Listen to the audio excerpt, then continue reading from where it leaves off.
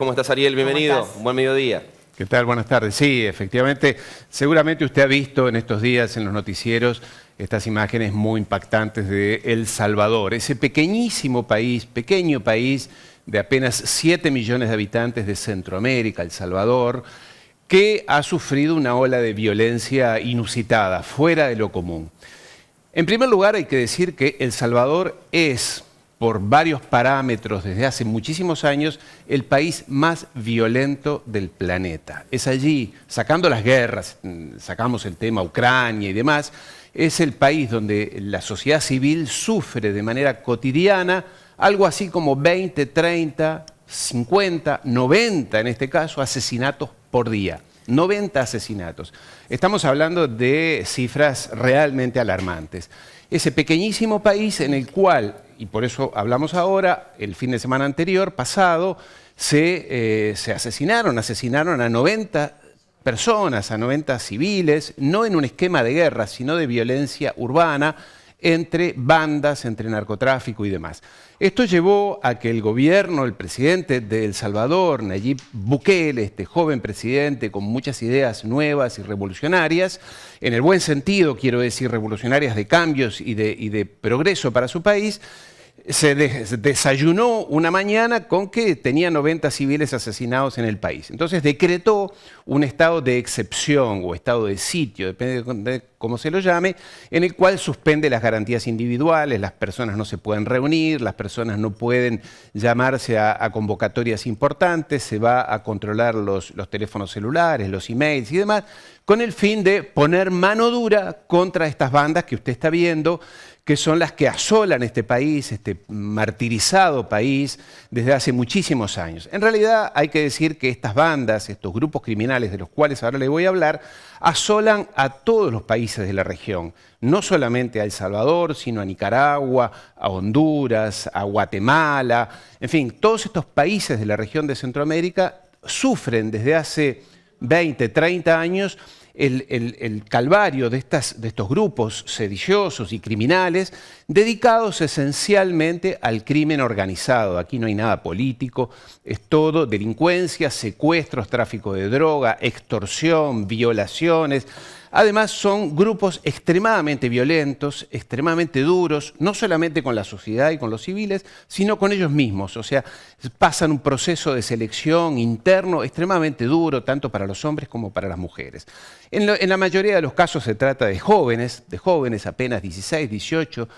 Se dice que nadie llega más allá de los 35 años, ya sea que son asesinados, muertos entre ellos, o terminan en la cárcel, hospitalizados, mutilados y demás. Ahora, hay que buscar un poco la génesis, el origen de esto, porque si no nos quedamos simplemente en la superficie. ¿Qué ha pasado con El Salvador? El Salvador, como toda América Central, allá en los años 70, fin de los años 70, principios de los 80, vivió una guerra civil. Una guerra civil que usted me dirá, claro, fue el resultado de 50 años de golpes de Estado, de dictaduras violentas, muy violentas, que terminaron, como digo, allá a fin de los 70 en una guerra civil.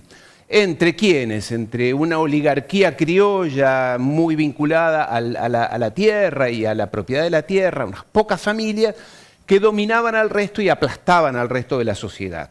Inclusive, y este fue quizás el punto detonante, usted habrá escuchado hablar de Monseñor Romero, aquel arzobispo de la capital de El Salvador, una persona muy importante dentro de la religión, del catolicismo de América Latina, que fue asesinado en plena misa por grupos paramilitares vinculados a las grandes familias de aquel país. Entonces esto terminó detonando una guerra civil que, para hacérsela simple, en el lapso de 10 años, entre los 80 y los 90, dejó más o menos unos 70.000 muertos. Pero lo fundamental de todo esto es que, mientras esto ocurría, las pobres familias, las familias más pobres, huyeron, como lo están haciendo actualmente, huyeron hacia otros países de la región, como digo, Honduras, Guatemala, México, pero sobre todo a los Estados Unidos, a California, allí, en la zona de Los Ángeles.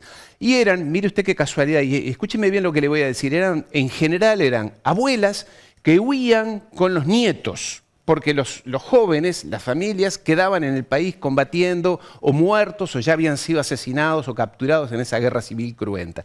Y estas abuelas llegaron a Los Ángeles, principios de los años 80, sin documentos, sin hablar inglés, sin relación con el medio, y se encontraron con jóvenes, con sus nietos que tenían 12, 14 años, desamparados en barrios muy pobres y marginales de Los Ángeles, donde ya reinaban mafias mexicanas, sobre todo los famosos chicanos, los coreanos y sobre todo los negros, dominaban esa zona. Entonces empezaron las luchas de pandillas y ahí surgieron las maras. De allí, de Los Ángeles, vienen las maras.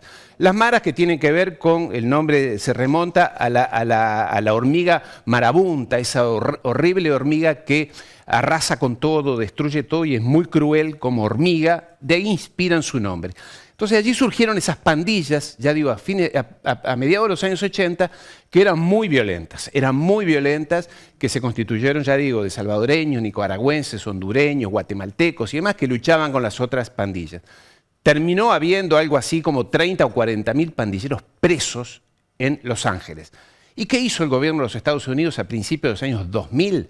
A esos 40.000 pandilleros que habían tenido una escuela universitaria espectacular en las cárceles, los mandó de regreso a Centroamérica para que siguieran constituyendo esta, es decir, se los sacó de encima.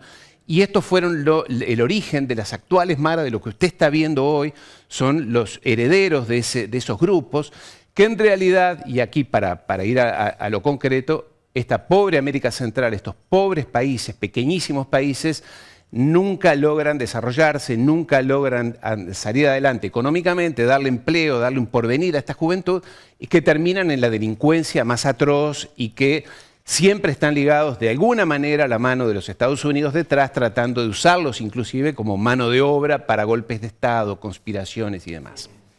El tema de la actividad específica delictual de las maras, ¿tiene que ver con el narcotráfico, con los cárteles, Ariel, o directamente va por otro lado el tema delictivo? Ya algo avanzaste, pero ¿tiene un armado similar a un cártel o es completamente diferente?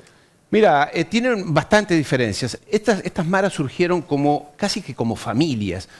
Recordamos, decía, eran hijos abandonados prácticamente que encontraban en estos grupos delictivos casi que como una familia, una pertenencia. Por eso los tatuajes están llenos de tatuajes, lo acabamos de ver. Tienen códigos entre ellos. Tienen afinidades mucho más profundas que un cártel puramente económico o delictivo. No obstante, en la práctica trabajan en conjunto, son prácticamente lo mismo, se dedican a lo mismo, tráfico de drogas, extorsión, violencia, están muy emparentados y en todo lo que es la región de América Central, recordemos que esa región de El Salvador, Honduras, Guatemala, es el lugar de tránsito ideal entre la droga que viene sobre todo de Colombia y los Estados Unidos. Entonces ellos son los que, y además lo hemos visto en otras columnas, son los que hostigan a los migrantes que viajan desde otros países hacia los Estados Unidos, que pasan por sus zonas, por sus regiones, los extorsionan, les roban, los violan. Realmente un desastre y claro, el presidente Bukele ahora, como tantos otros presidentes, va por la mano dura, Claro. Difícil que la mano dura alcance, en esto ya hay consenso, ¿no? Y Ariel, ¿quedan maras y pandillas en Estados Unidos? Sí, las pandillas de los Estados Unidos, se habla poco porque, claro, uno siempre piensa el sueño americano, los Estados Unidos. Las pandillas en los Estados Unidos son muy numerosas. Hoy en día están dominadas sobre todo por mexicanos. El tráfico de drogas, allí lo que el Chapo Guzmán y demás desarrolló a lo largo de estos últimos 20 años, es que los mexicanos, sobre todo se instalaron en la zona de California y muy importante en Chicago. Chicago es la ciudad más violenta de los Estados Unidos, una de las más bonitas, una de las más bellas, pero la más violenta, está en manos de mexicanos, que se enfrentan con los afroamericanos, con los negros, que también son pandilleros y extremadamente violentos. Esto es algo que se tapa, muchas veces se dice la violencia de los Estados Unidos es solamente por algún loquito que tira con una ametralladora en una escuela. No es así. Las principales víctimas, que son siempre o negros o mexicanos, sobre todo hispanos o mexicanos, dicho sea de paso, son la mayor cantidad de población presa, prisionera en los Estados Unidos. Estados Unidos tiene el récord de 2,5 millones de prisioneros en las cárceles, el récord mundial. No hay otro país que tenga en proporción con su población tantos presos. La mayoría son pobres mexicanos, pobres latinoamericanos o pobres negros, y que son el resultado del choque de los tráficos, de las drogas y demás entre ellos, ¿no? Sí, la verdad que es muy Severo interesante. problema, ¿eh? Sí, Sí. sí, severo Sí. problema. Gracias, Ariel, como siempre. Nos vemos el próximo viernes. Claro que sí, un placer. Gracias.